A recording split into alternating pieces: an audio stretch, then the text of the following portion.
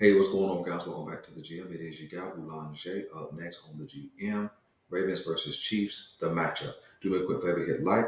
If it is your first time checking out the GM, hit subscribe. Also, hit the notification bell so that you get updates when we upload new content. Let's talk about it.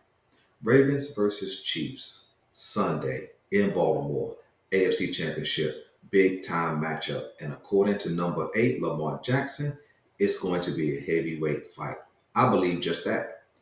I believe that we're going to see big time offense, big time defense. I believe that we're going to see plays made and plays missed. I believe we're going to see some hard hitting. We're going to see some big time collisions. And I believe we're going to see a fight on the field that could lead to a long standing back and forth fight for championships to come. But on Sunday, the Baltimore Ravens should win 34-27. Now, that's not my game prediction, but that's exactly what the numbers say. You see, what I'll tell you is that we've been lied to for the entire season. And I'll get to what the lie was in a second. But I'm one of those people that I don't want you to show me who you can be in a big game. I want you to be whatever you've been consistently. Okay? So let's talk about consistency.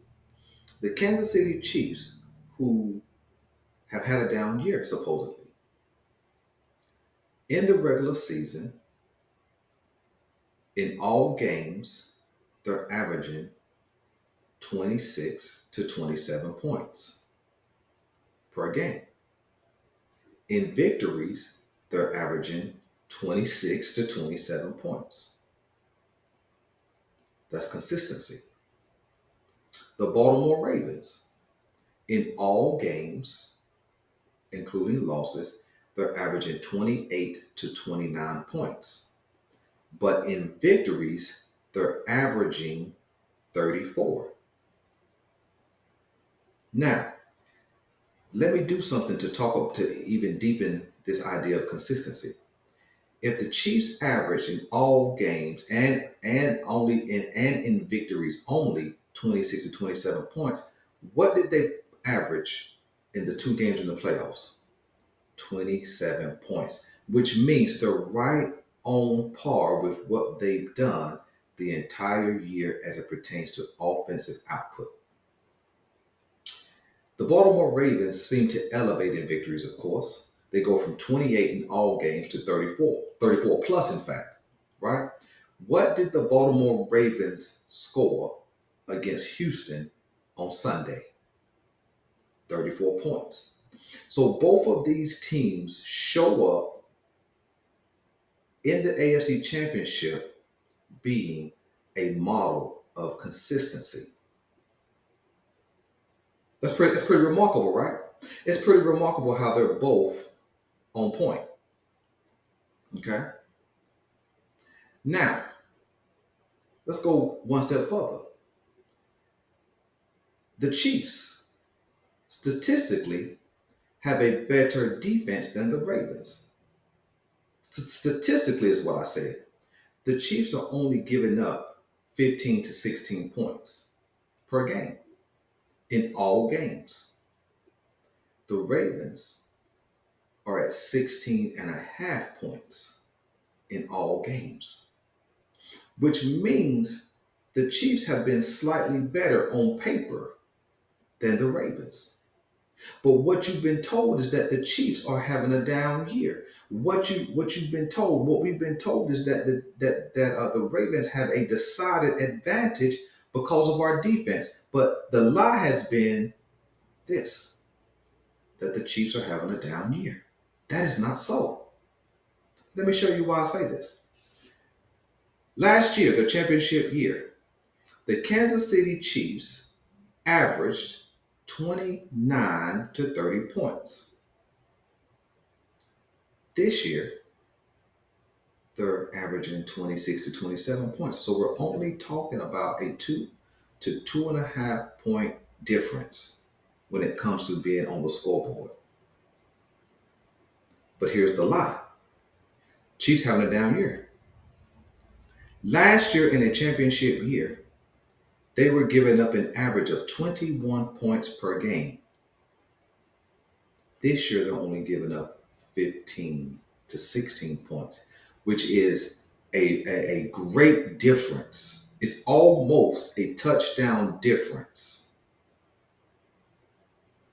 than what they were giving up last year, which means their defense is exponentially better. You see, but when you hear national sports media tell us that, oh, the Chiefs are having a down year, the Baltimore Ravens should win this game. This is the easiest path to a Super Bowl. Lamar Jackson has to get it done. All these other kind of things because they're trying to dress it up, have dressed it up for it to be such an easy path. But the truth is, the Chiefs are actually a better team this year.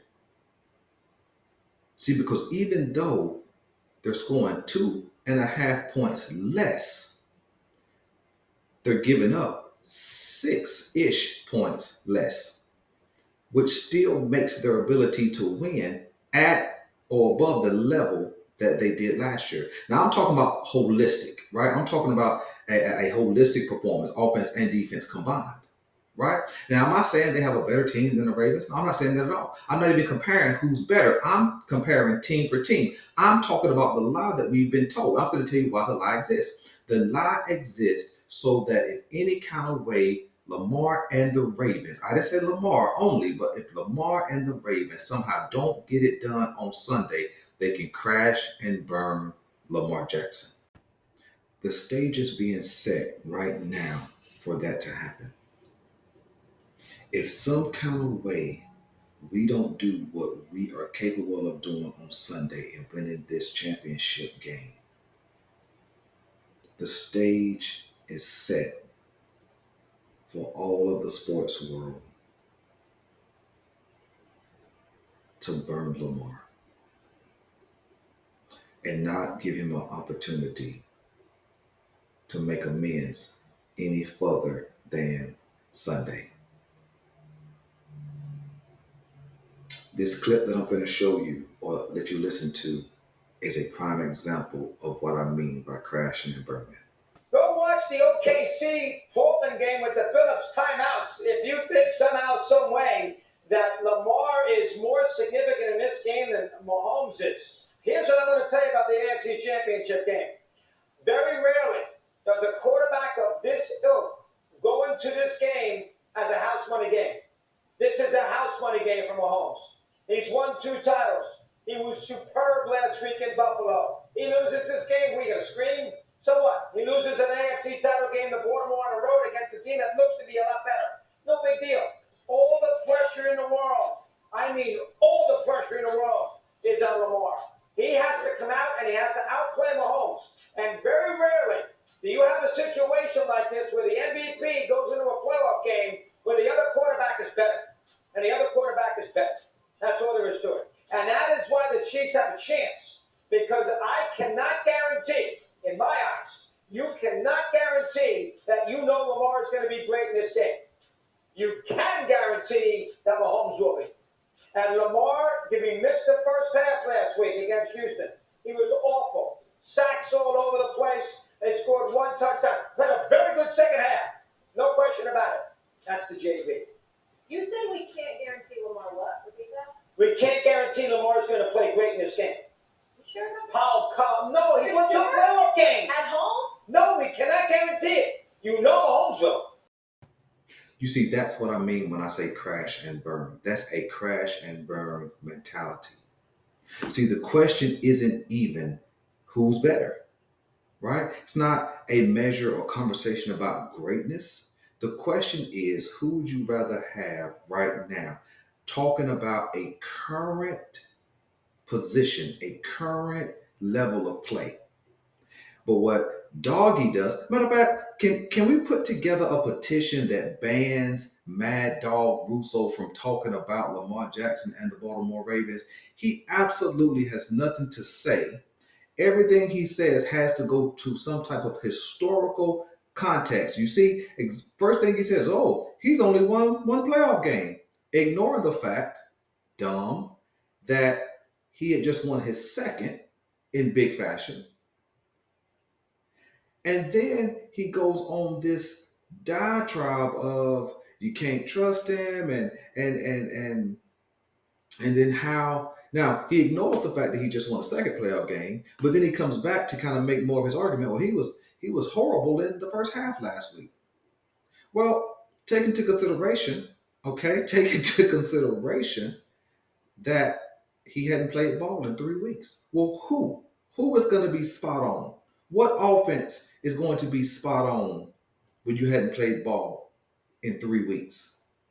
And we have an understanding, just practical sports fans, that a defense is always ahead of an offense.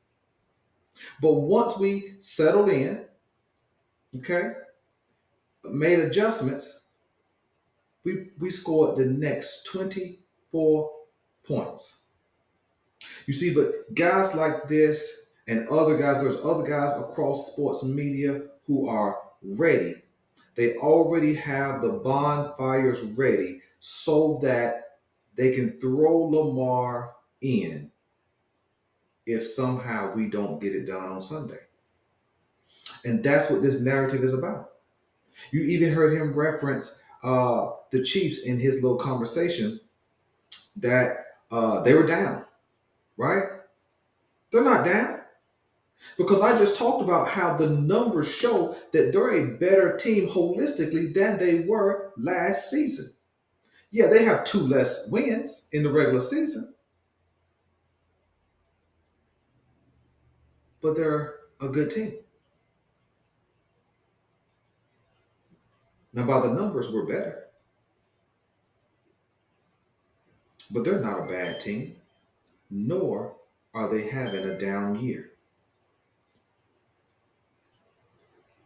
But I believe that if we show up with our consistent best, and if they show up with their consistent best, that we win 34-27. And I wonder what he'll say then. I'm Miguel Boulanger. This is the GM, and I'm out.